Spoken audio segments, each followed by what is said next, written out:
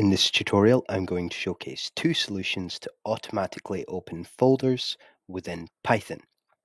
So in the first one, which is just a standard approach, not quite as elegant, we're just going to import the OS module, which comes installed as standard with Python. So we'll just import that. From there, we can specify a folder path, which is prefixed by an R, which means that we're using raw string literals to avoid any issues with backslashes and so on.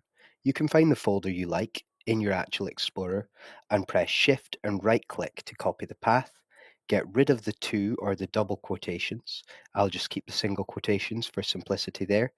And what this is going to do when we actually go ahead and replace within the parenthesis within os.start file, we'll put in the folder path variable. This will open the file for us automatically. This can be really useful if you're working in applications, want to make a script that can do this for other use cases.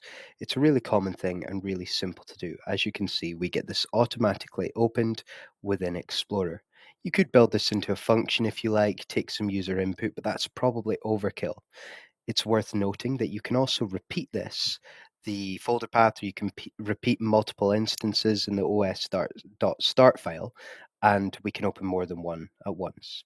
However, to avoid any issues or handle errors slightly more elegantly, we could use a try except block to check for errors and provide a more elegant solution. So first of all, we're just going to use subprocess.run. We'll import subprocess. We want to specify Explorer, which gives us a bit more security because we specify how we want to open this. And the folder path, we'll do a false check for errors, and then we can just silently pass any errors just for this use case using our except block there.